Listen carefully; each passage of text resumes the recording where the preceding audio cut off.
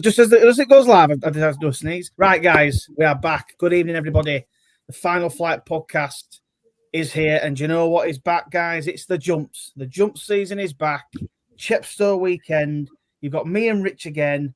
Joe's disappeared again. It's a new season, and we've got Racing Gav on with us tonight. How are you, mate? You all right? Yeah, I'm good, thank you. How are you guys? Yeah, really good, mate. Yeah, really good, thank you. Like you say, very excited to get crashed into the jump season. Rich is coming live from a caravan in the middle of nowhere, aren't you, mate? You're looking forward to this Chepstow weekend finally? Yeah, the jumps are finally here. The flat is nearly an end, and yeah, into the good stuff now, aren't we?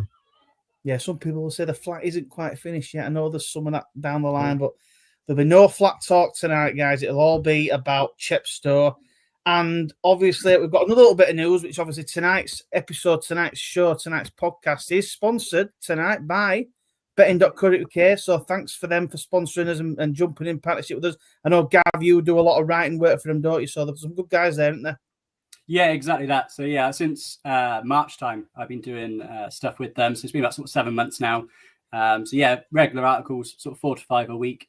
And yeah, a mixture of stuff. So you kind of daily tip in, anti-post tip in, as well as other stuff like kind of educational pieces, big race trends, you name it, it's kind of all covered under there. And it's just a bit of a juggling act between the two of that's the kind of all the free to access stuff. So if you don't want to pay for stuff, you don't want to sign up, then there's free content for guys. And then obviously if you want all of my stuff, there's the Discord as well. Yeah, Gav's got obviously a very successful Discord going there. Can always see the winners on there and the winners in the free to access stuff. I know you'll land a couple of decent double figure price winners and things like that. So a lot of good stuff there.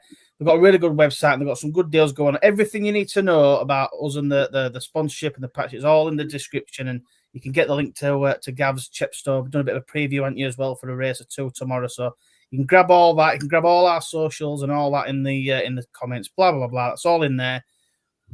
18 plus, gamble responsibly if you're going to have a bet, and always bet within your means. I know I do all the time, don't we, Rich? Always. But yeah, always the good stuff.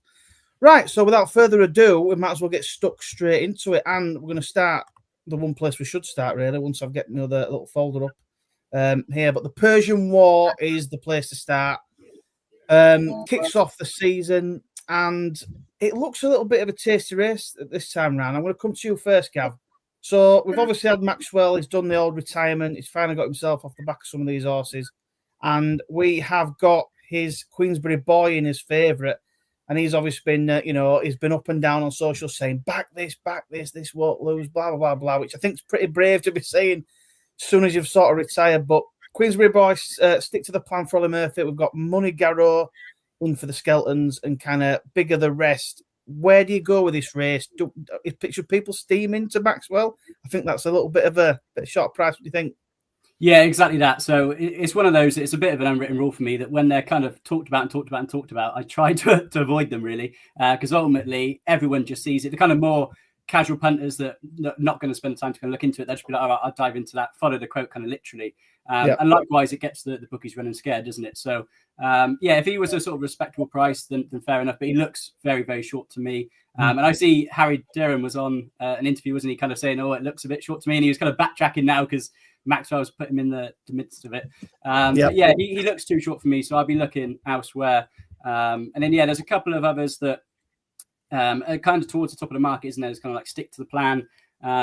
He kind of looks short enough as well at 5 to 1 for me. There's a few comments that have been said before that are a little bit worrying for me about how he kind of prefer softer ground. He prefer going right-handed, and it sounds like it's going to be all the kind of opposite to what he wants, really.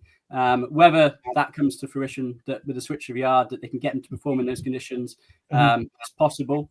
And then you've got the thing that worries me about a race like this is that you're kind of gambling blind on hurdling ability, aren't you? With stuff like Money Garrow, and a couple of the others that are making their hurdling debut, of they could be the sort of the second coming, or they could clout every fence, couldn't they? So until we know more, it's tricky as to where to kind of pitch those, really. If I had to narrow it down to a couple, the two that interested me the most were Jack Hyde. He keeps winning, he keeps doing it in good style, and he's got plenty of experience. And at this time of the year, you just wonder if that fitness and experience could just be the difference. So while he's got a bit to find on ratings, he does kind of interest me at an each way price. And also, Fergal's the sort that will target this time of year in this meeting as well. So I think in October so far, he's had like 7 runners, 5 have finished first or second. So got him firing at the right time. And the other was the Gordon Elliott runner. So again, bit from a summer campaign. Like the form last time, beating kind of strong link and Camelot Vega as well. He's going to stay the trip. He can jump. The only where I would have is that he's French bred, so it's whether he's going to want the ground as quick as it's possibly going to be. Yeah, but it was pretty quick the last time. And again, similar to Fergal, Gordon's just pumping out the winners this time of year. He kind of gets going, doesn't he, before Willie wakes up, albeit Willie's been a little bit more alive this season. So yeah, those two would be the two for me, Fergal's and Gordon's against the field, really. Love that. I think there's some really good points there. Rich, like Gav says there, there's a lot of talk around a couple of these at the top of the market. I think it'll either convince people to kind of steam in, or it'll convince people to think I'm going to take these on big time. Which way are you swaying? It's a tricky race. The jump season's back. Surely you're just steaming into a short price favourite. Surely gamble responsibly. I mean, it's a case of, do I trust David Maxwell? I mean, he finished 5th, didn't he, at Punchestown, the Grade 1. It's a pretty decent one. Whether or not, I mean, David says that Harry Derham had this race lined up for him, didn't he? So, I mean, you can't take his word for that. What price would it be, do you think, if Maxwell was still on him? 10 to 1? The odds on, wouldn't he? He probably won't be favourite, would he? Yeah, be short, wouldn't he? Yeah, wait with his money on you. I do like Sixth Plan. I saw him beat that Vicky Street of JP's, I think, over in Ireland. I thought that was quite a nice performance. He's got the penalty. I think he carries £5 penalty, or he's carrying £5 more than everybody else, which has slightly put me off. I do like Gav's Jack Hyde and the Gordon Elliott winner. Both got fitness on the side, which I think will come into play this early meeting. So, yeah, I'd probably go with Jack Hyde each way. I think he's quite a good price. I think it was it's a jockey syndicate. Paddy Brennan syndicate, I think, is the owner. I think they quite like him as a horse. So yeah, I'd take an each way play on him. Yeah, I think it's fair. I think the fitness edge is a massive thing. I think if you're going to sort of play one or two in here, I think Jack Hyde's probably going to be one of them. I know there's been a lot of talk over the last week or two about Skeltons and a couple of runners that they've had. I know they had Country Mile, didn't they? And they had Fortune de Mer run.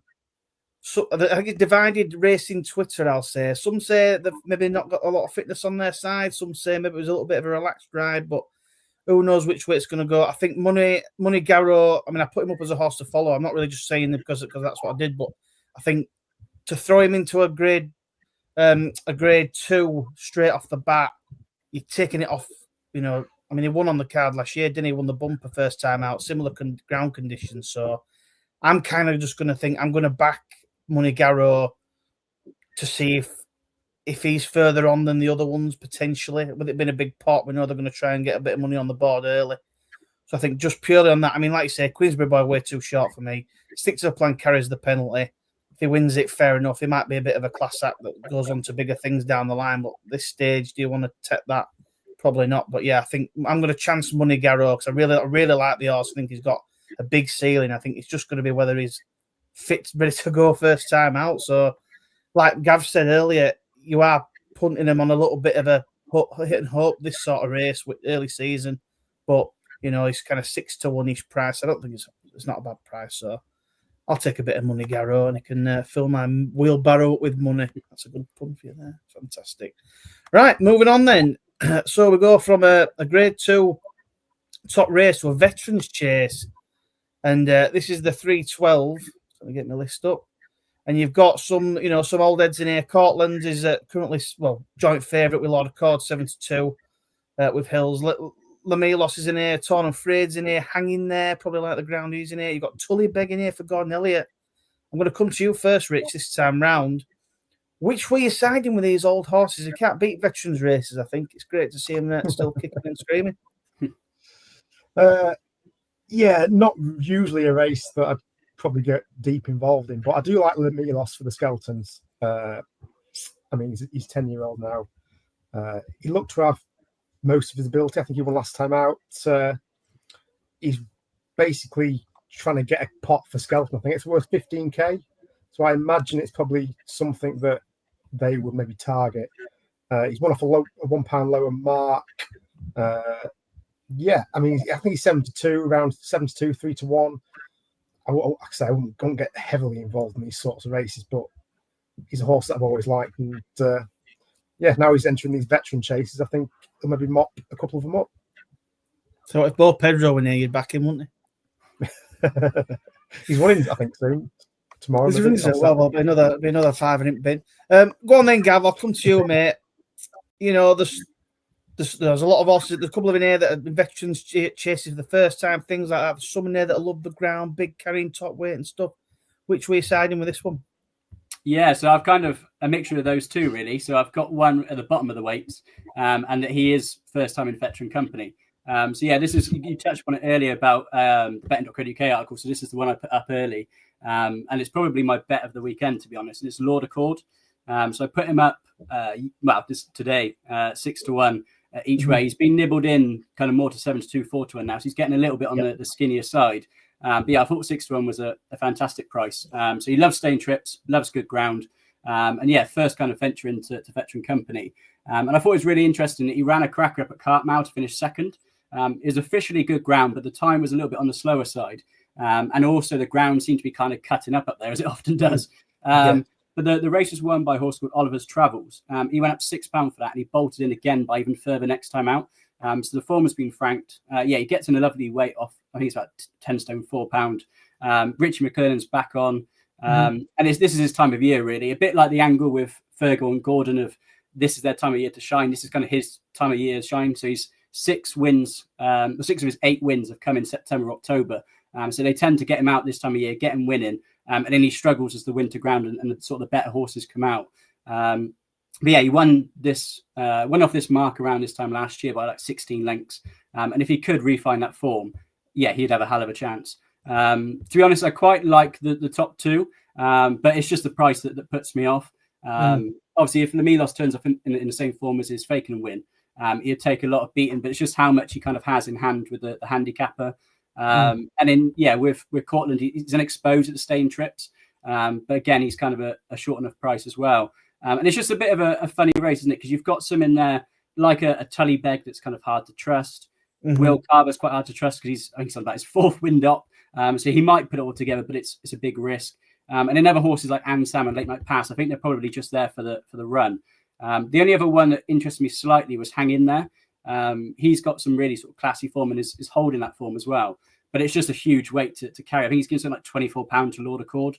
And I just think that would be the difference, really. That weight will pay. You know what it's like at kind of Chepstow. It's a long old straight, isn't it? So I just think with 10 stone 4 on Lord Accord's back, he's just going to love that. Where there's a couple of these, are they fit? Are they ready? Are they carrying big weights? And obviously older legs as well, isn't it? Are they going to come unstuck in that kind of final furlong or two?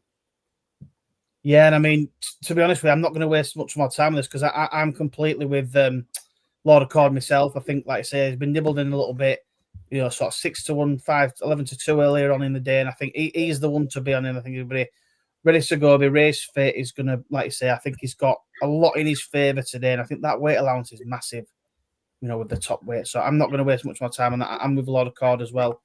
I think he's a solid bet on day one.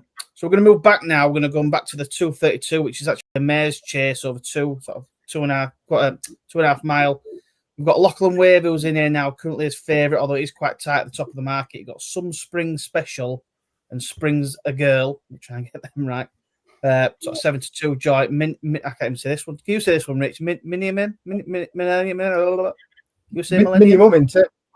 Minimum. There we go. That'll do. The one we dream of and sort of bigger the rest. I'll come to you, Rich. This is quite a tasty one. The one I've kind of got my eye on opened up at a silly price by one firm and got snapped up quick. So who are you with? The one I quite like is Spring's a Girl.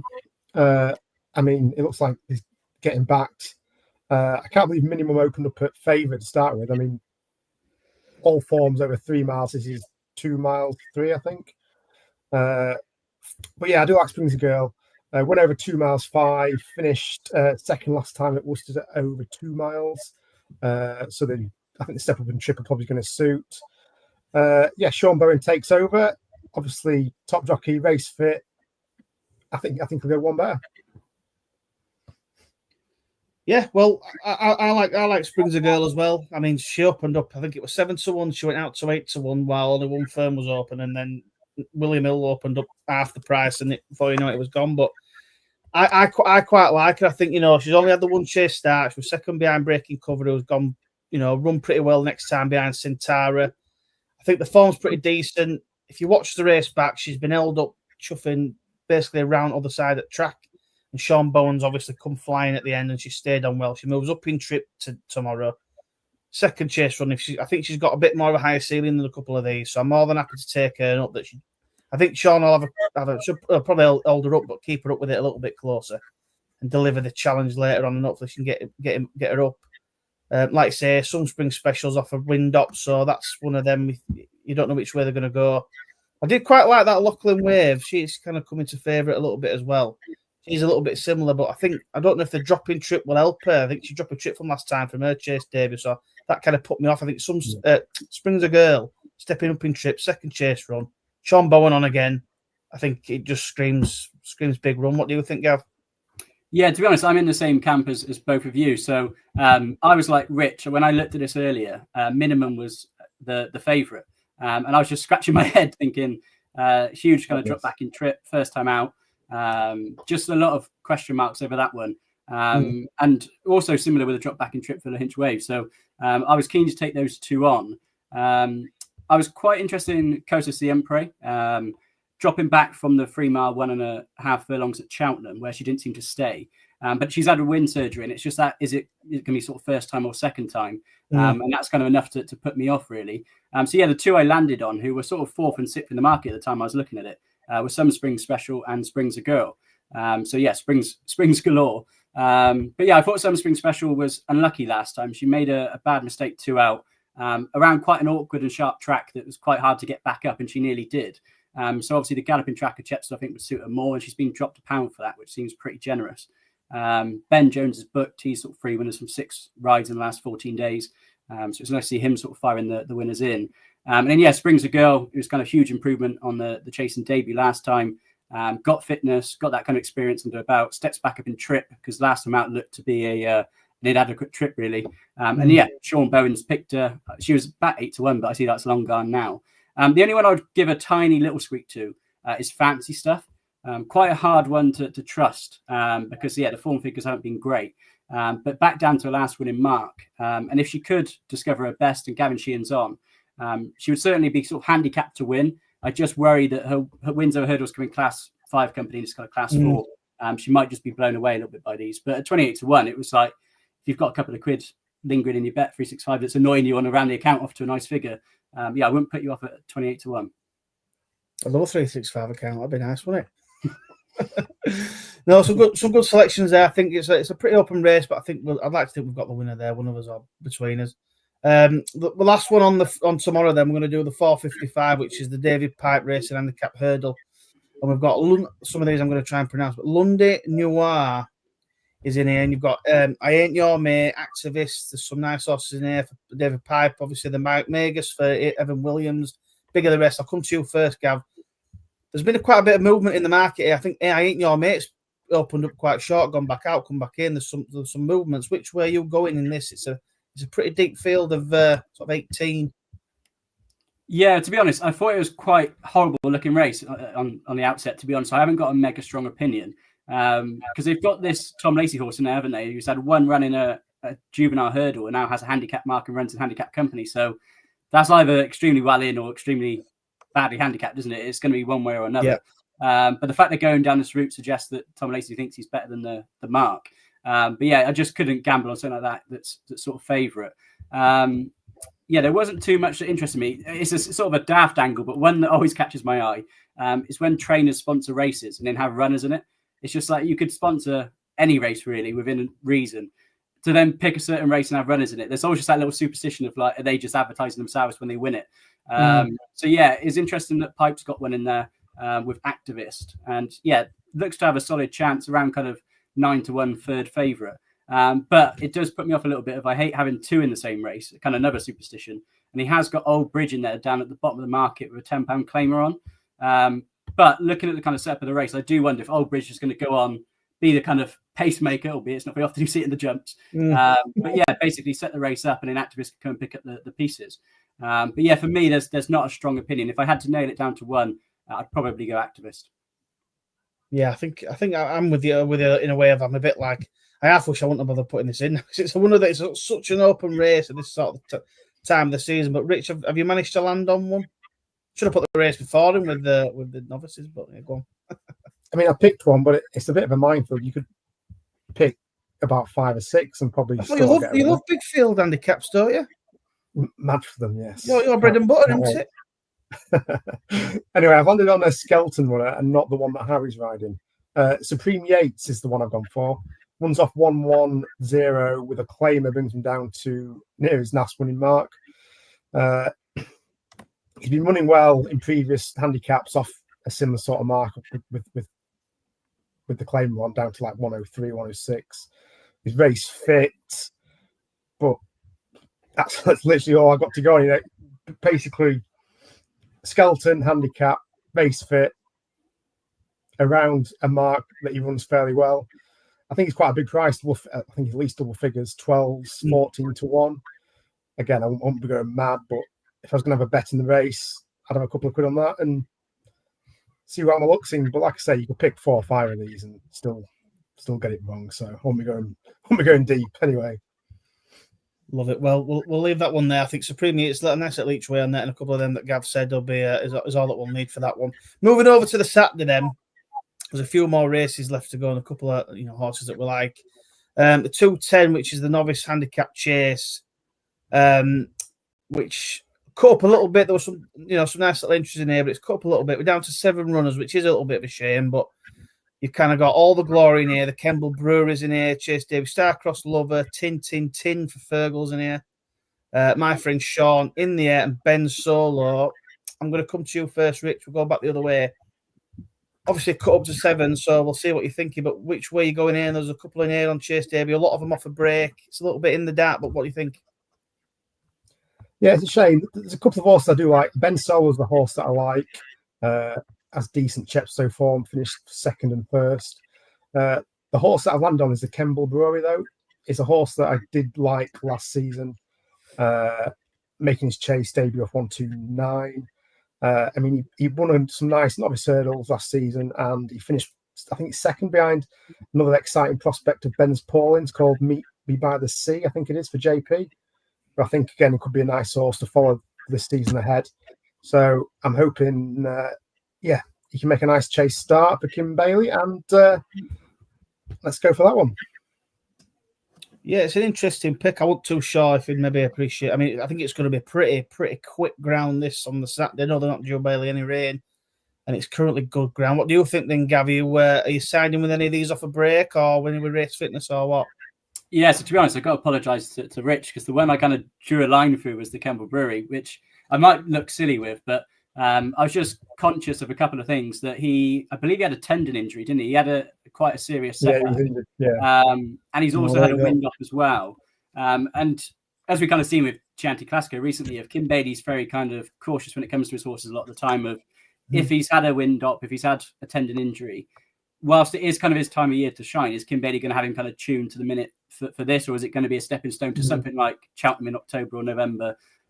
Which would be my only kind of concern, really. So yeah, I might have egg in my face, but I'll just be conscious of those factors might mean that he could just be. In that case, back Ben Solo. What was that?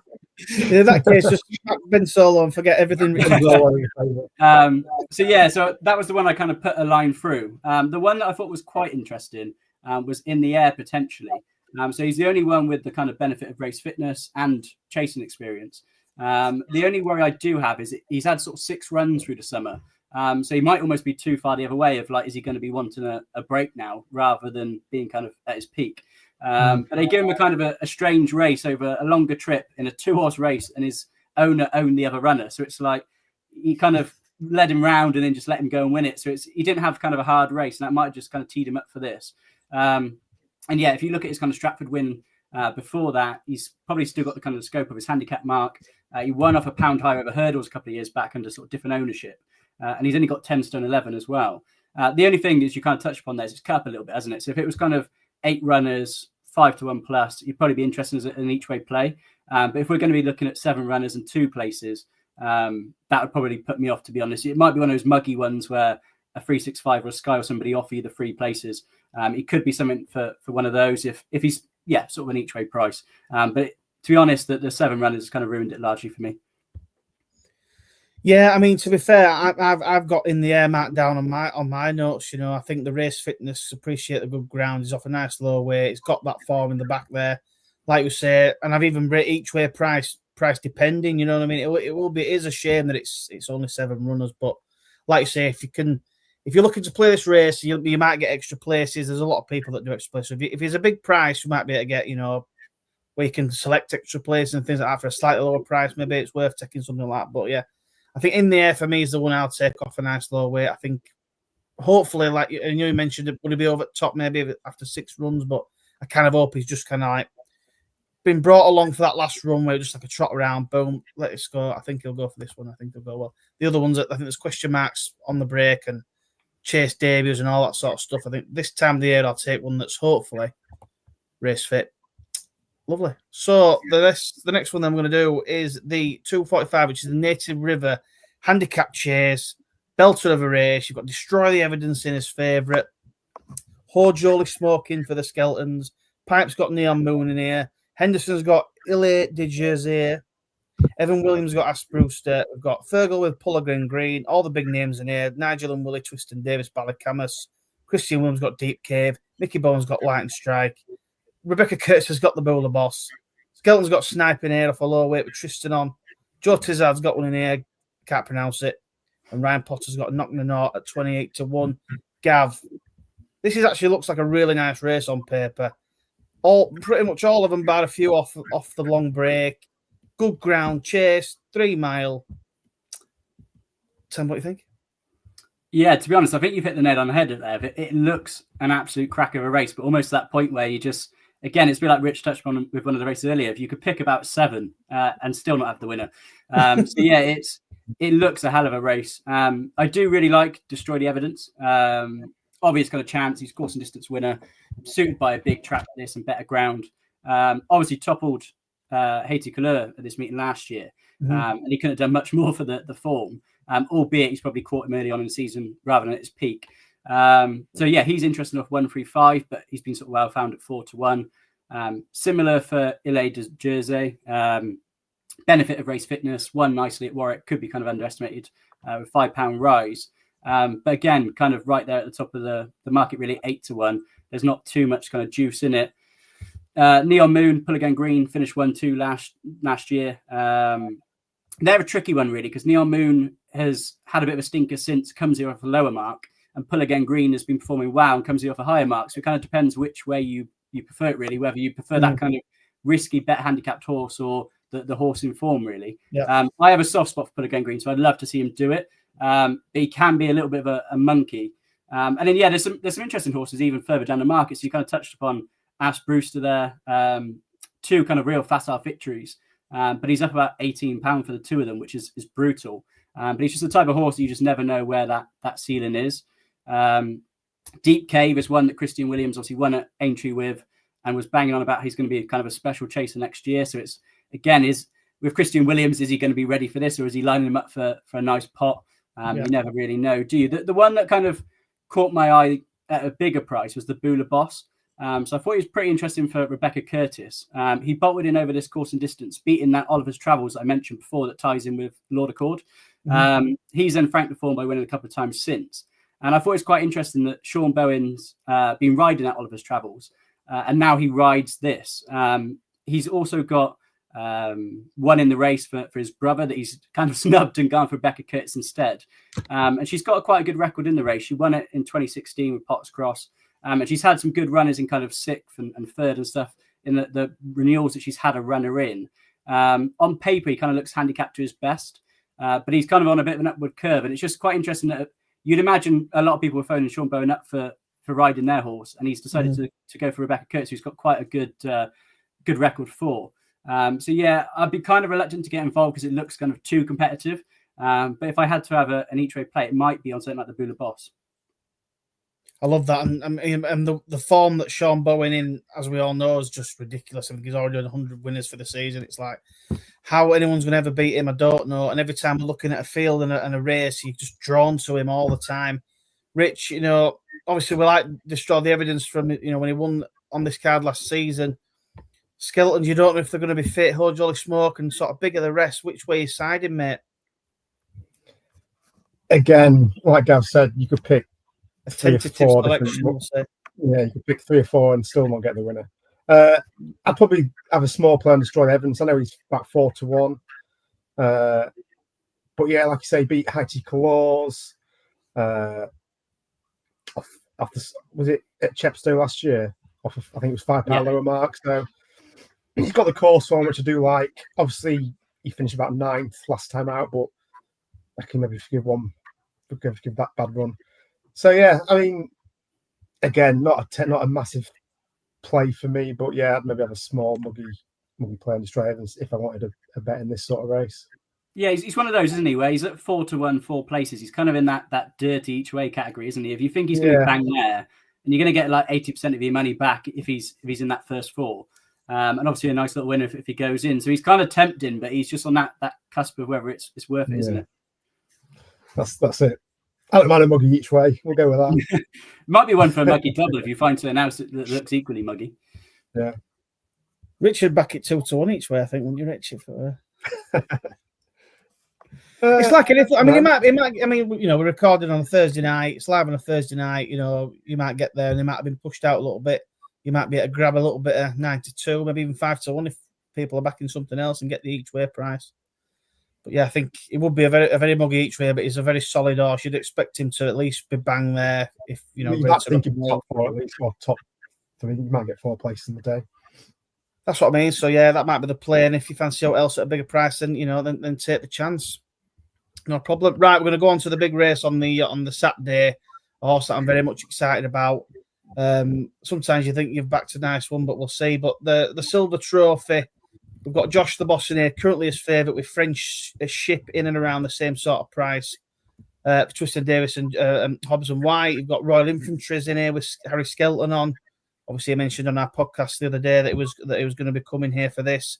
Rambo T, thanks for the help. And then kind of 10-1 ID Wood and bigger the rest. I mean, Napper's Hill's in here after 700 days off. Be interesting to see if anyone's going to back that with Harry Cobden off 12 stone. That'd be some effort, some training performance. But I'm going to come to you first, then Gary, if I can. A decent field for the Silver Trophy. A lot of ups and downs in here. Full 18. Which way are you siding? What are you thinking? Yeah, so again, I was quite keen to take on the top 2, Friendship and Josh the Boss. So I was looking a bit further down. To be honest, Scouton's giving me a bit of a headache in here because he's got about half the race, isn't he? He's chucking he's chucking everything at it. And I find it quite interesting because Royal Infantry is the type with Scouton where you just never know what he's up to. He could absolutely bolt in off this, or he could just be plotted for something further down the line. But it's quite interesting that Harry rides him. But yeah, there's one in there for the Scoutons, which is Joy Machan, which I thought was quite interesting, mainly because I think he should have won last time. Harry kind of, I know you had him on, but he gave him a howler, really. He hit the front way too soon after going way too wide. I'm just messaging him. Yeah, should I? He's gone past the eventual winner, and then he's basically just started paddling in front with nothing left, and he's got nabbed. So yeah, I'm pretty sure if Harry had that again, he probably wouldn't have gone as wide, and he wouldn't have gone as soon, and he should have really won that. The only worry I have with him is he's one of those types that keeps going close, having a high luck story and going up in the weights. So that kind of concerns me, really. I think he ran a real eye catcher 2 runs back. He went up £3 for it. He then should have won last time, didn't, went up £3 for it. And it's just, is that £6 in a race like this going to be the difference between kind of being the bride and the bridesmaid? So that does kind of put me off. Like you say, Napper's Hill is kind of the one everyone's probably going to want to see. He ultimately is a graded horse in a handicap if he's back to his best, isn't he? But like you say, it's a mammoth absence. But I don't know about you guys, but there just seems to be something about if a horse is off for like a year or kind of 18 months, they always seem to need that run. But then if they come back off these ludicrous layoffs, the amount of times they go and win, it's just unbelievable, really. So yeah, the handicap has given him a chance if Nichols has got him ready to go. And then to be honest, the one that and probably swaying towards is Greyvale.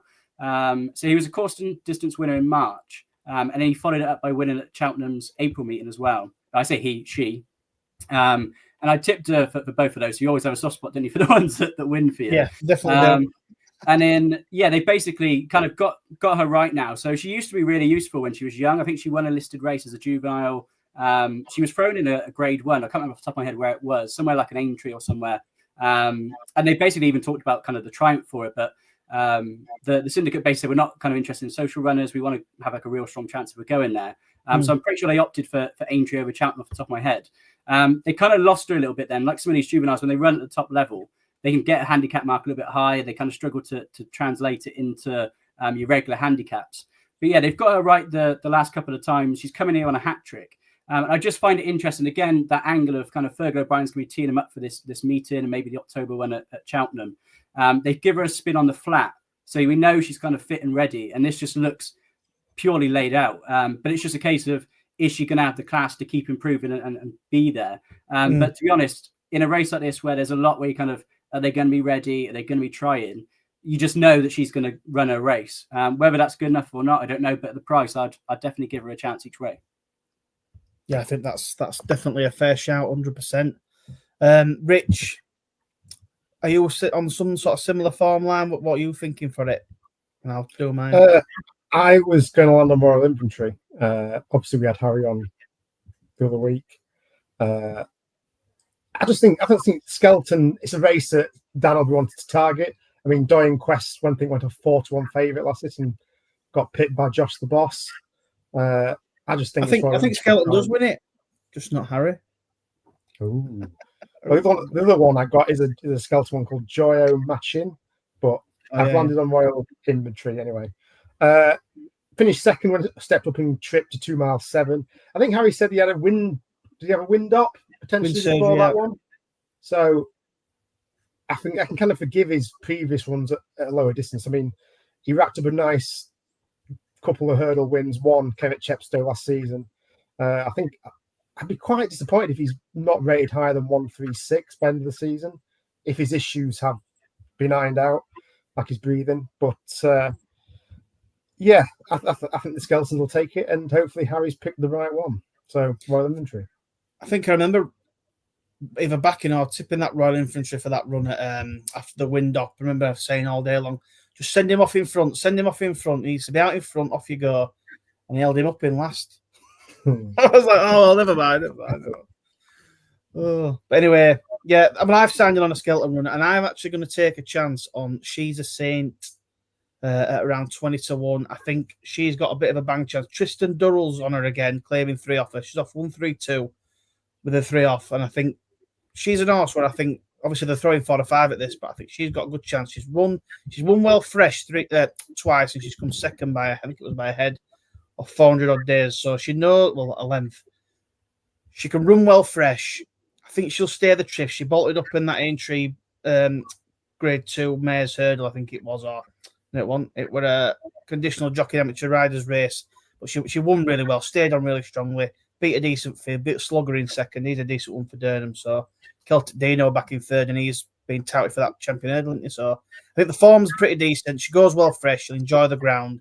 I think the trip should be fine. I think she'll stay it well enough. I just thought she could be one of them that the skeleton team, they're throwing out at it.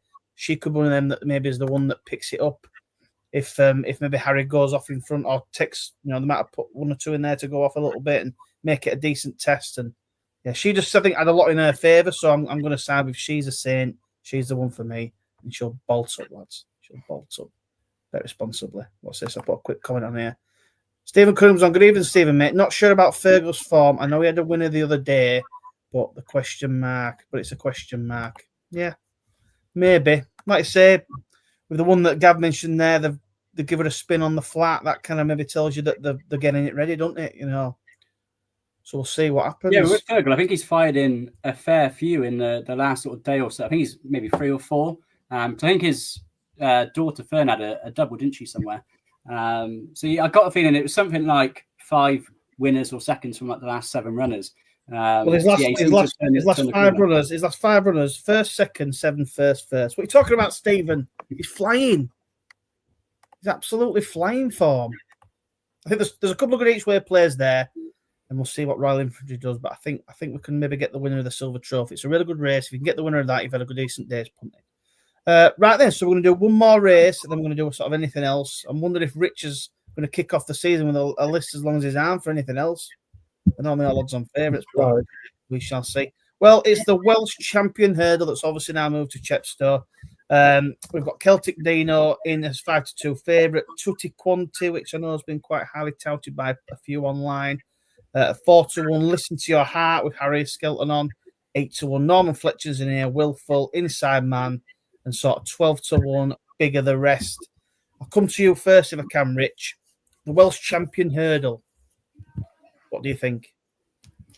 Yeah, there's two I like, and one of them's Celtic Dino, who I think you said is favourite. Obviously, we had Dylan on, who said he was the best horse he's ridden so far in his career, I think it was. Yeah, he spoke incredibly highly of this horse. Can't deny that. Yeah. I mean, he claims the 3, so it takes him down to it's like 134. So I think that should be decent enough sort of weight to try and take this. The other one I like is Tutti Quanti for Nichols. Obviously finished 6th in the Supreme and then followed up by winning at First Class, I think it was. They're the two I kind of landed on. I think at the prices, it's Tutti Quanti 4-1, did you say? Yeah. Well, I've got Hills up. I ain't got. It might be a little bit bigger somewhere else, maybe. But again, that's maybe my muggy double each way. I think at 4-1 potentially. Yeah, is what I'll be playing. But yeah, they're the two I like. Like I say, we'll have to wait for declarations, aren't we, for the Sunday? So we'll go. Well, when she's the saint, kind of French the H form. Well, that's true. Yeah.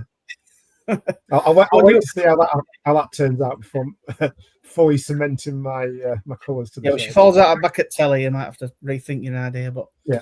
Well then, Gav, the Welsh Champion Hurdle, you siding with the top of market, or have you found something to throw a dart at it against it? Yeah, so to be honest, I was kind of largely the same as Rich. I think the market's pretty much got it spot on. So there's Celtic Dino and Tutti Quanti look kind of the obvious ones, but they're well found in the market, aren't they? Kind of 5-2 and 4-1 or whatever it is now. There wasn't kind of too much else that interested me really. I think there was only one or two maybe that had a run under their belt, and one was Inside Man. He won quite eye-catchingly last month, only gone up £4, and he's only a 5-year-old, so it could be improving. Lovely kind of racing weight at 10 stone 11, so perhaps something like that if you're going for the kind of the fitness angle. The other one that's always kind of interesting, because I'm always saying he's done now, he's not going to win anymore, is that Cracking Rhapsody, and he just keeps doing it. So you just wonder whether something like this race where you've got big field, big kind of long grueling straight, when the going gets tougher, some of these kind of fancy horses going to start paddling a little bit, and something like a Cracking Rhapsody can just keep grinding away. And I thought he was quite a big price. I think he was something like 16-1. He's only gone up £2 for the Scottish Champion Hurdle win. And you just think that, well, while some of these could be kind of huge improvers, could have been laid out for it, he's just that kind of grinder that just keeps turning up, isn't he? So he might be vulnerable. There might be that one or two that have been laid out and go and win by a kind of a furlong, but you just think that he's going to be scrapping away for the places and might just be a bit of each way value. Yeah, I mean, I've been on the wrong side of Cracking Rhapsody a few times, to be fair. Just one of them horses just keeps turning up and winning these big races. But I think he's definitely an each way play, if you like that sort of thing with him. Like you say, he might be a little bit vulnerable, but definitely have a big chance.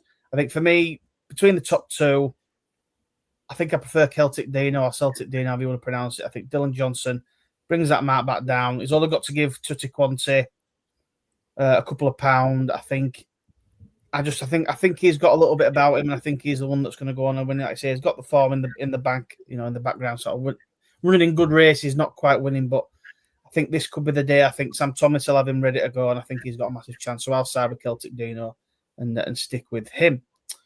Love it. So that's kind of towards the end of it now. So the last couple of things we're going to do sort of an anything else, and then we'll do as naps. So I'll come to you first, Rich. But have you got anything else you maybe want to throw out there for the weekend? Anything hidden in there that might be running that you want to speak about? There's only two. I've got only two. Only two, yes. And they both run tomorrow. So Chepstow, the 4:17. like Knight of Allen. I mean, he's the outsider of a fairly decent sort of race. I mean, you've got Welcome to Cartiers, Coca Mademoiselle for the skeletons in there. I just think Knight of Allen, yes, didn't reach the heights of the others over hurdles, but I just think now he's going chasing. Potentially, he's one to keep an eye out. I mean, there's only how many is there? 3. There's only 5 runners, which kind of hinders my each way sort of play. So it might just be a watching brief, but he's one I definitely keep an eye on. And the last one I've got is the 5:30 La Belle Argentine for the skeletons. Harry came on last week or whenever it was. Yeah. A nice handicapped horse. Runs off 102. Looking at some of the form, ties in with horses rated in like the 110s, 112s. So based on that, I think it's got a good chance. I mean, I think it's already been found. I think what odds we're looking 7-2. So yeah, not really each way prospect, but a nice, well handicapped horse. Only other 2 runs, and now they're running the 3rd off a mark. So yeah, they're the 2 that I've got. Love that. I think I might have a little fun bet on Welcome to Cartiers as well. He's one of my horses to follow. I think Chase Debut if he's going to become a better chase, he's got to do. Whether he can do it first time, I don't know, but I think he's about 11-4, 3 to 1. I'll probably have a little play on him. What about yourself, Gav? Have you got anything else you'd like to maybe throw out there for the weekend? Yeah, so not at Chepstow. I had a quick flick through. There's some interesting racing, but a lot of it's not priced up yet, is it? Particularly kind of the final day. It's only really the big races which you covered already. So yeah, I haven't kind of delved too deeply into those others. I know it's kind of a bit of sacrilege, but there's one on the flat, which was in the Cesarovic, which was quite interesting. I want to kind of dig deeper onto it. But yeah, I initially was looking at Sanderbad, but he's not declared. So whether he's had a sort of setback or they've decided against it for some reason, I'm not too sure. But one that I thought was quite interesting was Divine Comedy. So he ran an absolute cracker in the Ascot Stakes, but he basically just ran into trouble after trouble, and he finished right at the arses of those in front in a bit of a bunch finish. I was a little bit hesitant on heavy ground at Goodwood because he was sort of completely unproven on it, and he ran a good race to finish second there. And they've left him alone again on 99 for kind of the 3rd run in a row. And I just wonder if something like the Cesarovic could be right up his street, and he just 3rd time lucky potentially. With kind of the way that Newmarket is, you don't really get those kind of as many high luck stories anyway. You tend to get a fair crack at it as a general rule. Obviously, it's a little bit different in a bigger field, but it's a wide open track, isn't it? And you can make yourself room if you want to. And yeah, I think it was about 14-1. So that's one that I've potentially got my eye on, and I want to kind of look a little bit deeper into. But yeah, just to give you something, as there's nothing from Chepstow, that's one to potentially keep an eye on over at Newmarket. Fantastic. I won't even try and pronounce the name of the race because I always absolutely butcher it. I'm getting worse and worse. I'm getting more like Rich by the day with all these names. But no, I think that's great. Like I said, there's some good selections there. So what we're going to finish on now is going to finish on our nap of the weekend. The whole thing. What's the best bet of the weekend? Rich, you can go first, mate. My nap is going to be La Belle Argentine for the skeletons in the last tomorrow. Fantastic. What about yourself, Gav? Yeah, so for me, it's Lord Accord in the Veterans Chase. So I have a kind of a soft spot for these veteran races. The only thing is the price is getting a little bit skinny now. But yeah, I think he's got a huge chance. He looks kind of the perfect type for it. And there's question marks about the others as well. So yeah, be sort of tuning into that to watch it. But I'm pretty sure he's going to run a huge race and he'll be my bet of the weekend. Yeah, I think he'd be right up there for me as well. But I'll go with Spring's a Girl. I think with Bowen on stepping up in trip, I think she's got a massive chance, and sort of 7-2 4 is not too bad. I think I'll take her as my nap, and that will do us. Right, well, Gav, have you had a good time, mate? Thanks for coming on. Yeah, thanks for having me. Well, like I say, I think going forward through the season, there's going to be a lot more opportunity, a lot more stuff going on. So we'd love to have you on again, definitely, and we'll sort that sort of thing out as we go along. But Rich, obviously the jumps are here. Are you ready for it one last time? Yeah. I'm looking forward to Chepstow starting tomorrow. See how the old tracker is doing. I've started fresh, so it's all new and shiny. Can't beat it, can you? Well, all I'll say is it's going to be a great jump season. I'm going to have a few more shows coming up. I've got a few more, other things planned as well, which is going to be really good. A lot of stuff will be coming out on the socials and things like that after. Make sure you go check out obviously betting.co.uk. They're the new sponsors, and there's Gav's article on there for Chepstow tomorrow if you're going to go give that a read. And there's all sorts of other stuff going to be on there as well. So it's going to be a lot of stuff happening As always, like and subscribe to the channel. Follow myself, Rich and Gav. All the stuff's in the description of the video. We hope you've enjoyed tonight. Keep an eye on our Twitter and stuff like that, and we'll let you know when the next show's going to be. And yeah, thanks for coming on. And cheers, Gav. Cheers, Rich. We'll see you all next time. Thank you and goodbye. Yeah, thanks so much. See you all later. Get responsibly.